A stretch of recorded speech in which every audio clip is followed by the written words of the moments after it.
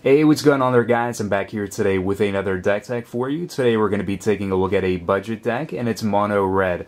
So this is probably going to be a little bit more expensive than the other budget decks that you guys are used to, where they're probably going to be ranging anywhere from like $20 to $30, but this deck is probably going to be more between like the $40 to $60 range, and that is just because there's so many good rares in red that are just really cheap, but because we're running playsets of them, it bumps up the cost of the deck. But even still, in the $40 to $60 range, that still constitutes a budget deck. Whenever you look at some of the other decks that are in standard that run to be like hundreds and hundreds of dollars, this is definitely a really cheap alternative to play something that's really fun and still affordable for most players. Anybody that's just like starting out and is new to Magic, or anybody that just doesn't want to go and dish out a ton of money, is going to find this useful, and it's going to find this to be a nice resource to have, something that's just fun. It has a good win consistency, and it's not going to break the bank. That's the best part about the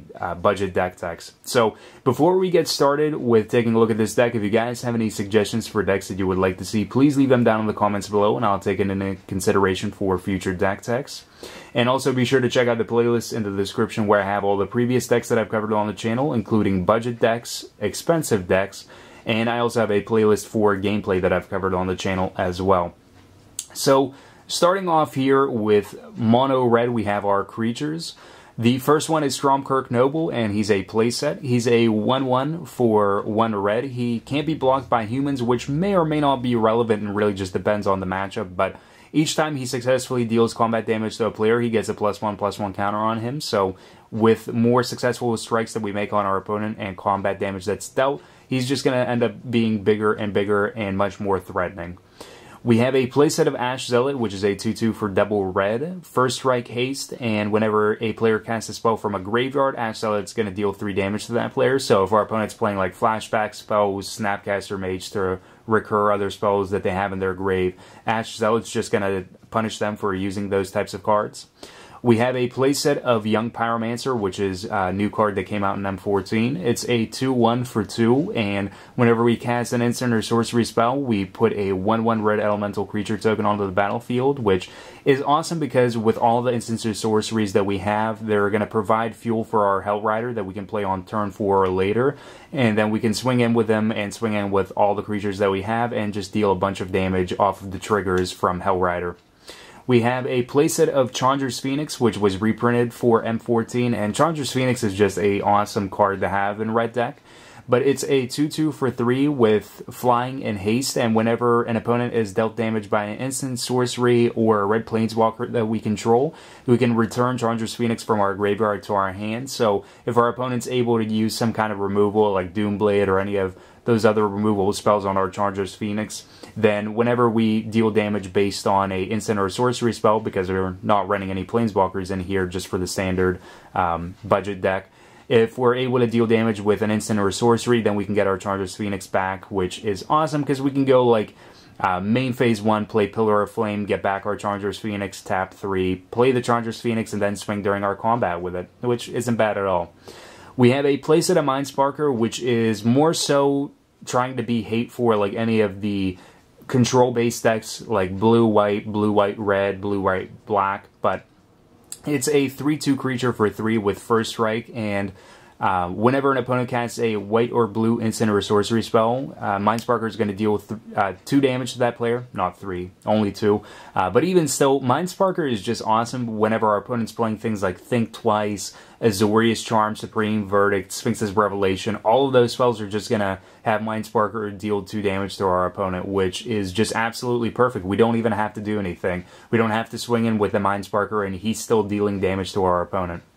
We have a playset of Hellrider, which is a 3/3 for 4 with haste, and whenever a creature you control attacks, Hellrider is going to deal 1 damage to the defending player. So the more creatures we have, the more damage he's going to deal, but even post-Wrath, whenever our opponent goes and plays something like Supreme Verdict or Terminus, we can go and play Hellrider the following turn and still swing in with him and deal at least 4 damage, 1 damage off the trigger and 3 damage if he successfully is able to deal damage to our opponent. For our non-creature spells, we have a playset of Pillar of Flame, which is going to deal 2 damage to target creature or player for 1 red, and if a creature dealt damage this way would die this turn, exile it instead. So things like Blood Artist, Voice of Resurgence, any of those creatures that just have interaction with the creature dying or other creatures dying or anything like that, we just want to get rid of them and not have them be a nuisance to us. We have a playset of Searing Spear, which is 2 mana at an instant speed and deals 3 damage to target creature or player. Pretty versatile whenever it comes to just being able to get rid of creatures or just being able to Lightning Bolt our opponent directly. Unfortunately, Lightning Bolt is not in the standard format, so we can't play it. But if you guys are just going and playing casual Magic, like kitchen table Magic or anything like that, then you can swap out the Searing Spear for a Lightning Bolt, for a set of Lightning Bolts, and you can just have more fun with that. But Searing Spear, 3 damage to target creature or player. We have a playset of Brimstone Volley as well, so instant speed, 3 cost, deals 3 damage to target creature or player with Morbid. It deals 5 damage to that creature or player instead if a creature died this turn. So if we have our creatures dying based on like blocks or attacking with all of our creatures and our opponent blocks something and gets rid of one of our creatures, we can just go and use Brimstone Volley and deal 5 damage. Or if we chump block and then want to blow up one of our opponent's creatures, we can use Brimstone Volley on their creature as well. And then we have Burning Earth, which is the last spell, and it's a 3-of. It's an enchantment for 4, and whenever a player taps a non-basic land for mana, Burning Earth is going to deal 1 damage to that player. So if we're playing up against like 2 or 3 color decks, especially things like Jund and Control, any of those decks that just have a huge outlet of dual lands or are just running dual lands and nothing else, Burning Earth is just going to punish them. Every spell that they have to cost is going to cost them life, which is absolutely perfect. Burning Earth is one of those really easy finisher cards that is going to put really huge pressure on our opponent. And then for the land base, we just have 21 basic lands, so you don't have to worry about spending hundreds of dollars on a land base. You just need 21 basic lands, basic mountains. So that's the main board. Now let's jump over and take a look at what we have in the sideboard. So for our sideboard here, the first card that we have is Mizzium Mortars as a 2-of. So Mizzium Mortars is going to deal 4 damage to target creature that we don't control for 2 mana, which is nice that we have another outlet of removal for a little bit bigger creatures, things like Luxodon Smiter if our opponent's playing it. And it also has an overload where if we get to the point where we have 6 mana open, we can overload and pay 3 and 3 red. And we can just deal 4 damage to all creatures that we don't control, which is definitely awesome as a board wipe for us to have in the deck.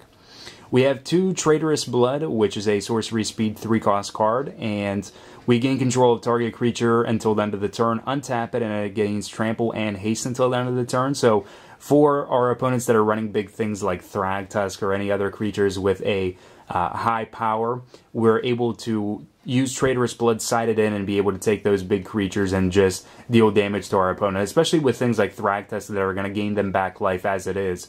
Being able to use Traitorous Blood on our opponent is pretty awesome. We have 2 Nightbird's Clutches for decks that are going to plop out a ton of like really small creatures or just have a decent amount of blockers as it is. It's a sorcery speed card for 2, and up to 2 target creatures can't block this turn, and it also has a flashback if we want to go and flash it back onto a following turn or something like that. But the Nightbird's Clutch is just going to dwindle down the amount of blockers that our opponent can ultimately use up against the creatures that we have swinging.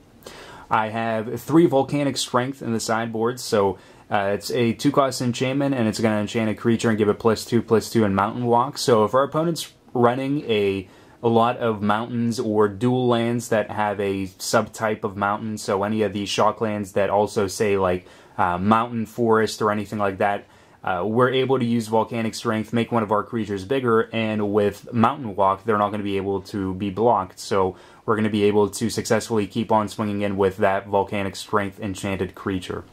We have 3 Curse of Pierced Heart, so this is mainly for like decks that have a lot of creature removal and a lot of ways of just clearing out the board. Curse of the Pierced Heart is one of those cards that we can just stick onto the battlefield really early on, and it's just going to deal damage every single turn. So it's a 2-cost enchantment, enchants a player, and at the beginning of the enchanted player's upkeep, Curse of the Pierced Heart is going to deal 1 damage to that player. Pretty straightforward. We're just going to side it in over smaller things like Young Pyromancer whenever it comes up to things like Control, where it's generally not going to stick very long.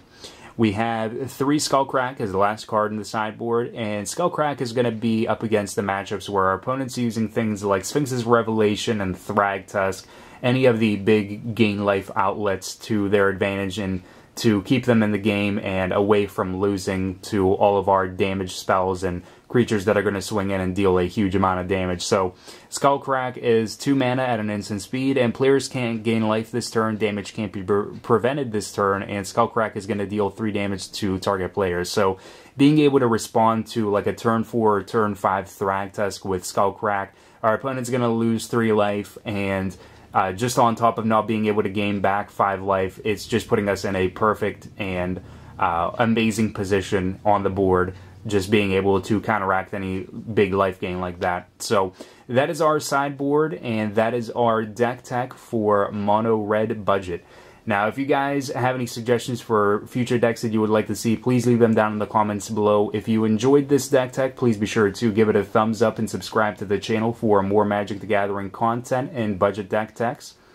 Also, be sure to check out the playlist in the description where I have all the previous decks that I've covered on the channel and gameplay and other cool stuff like that. And until next time, guys, have yourselves a wonderful, fun-filled Magic the Gathering day.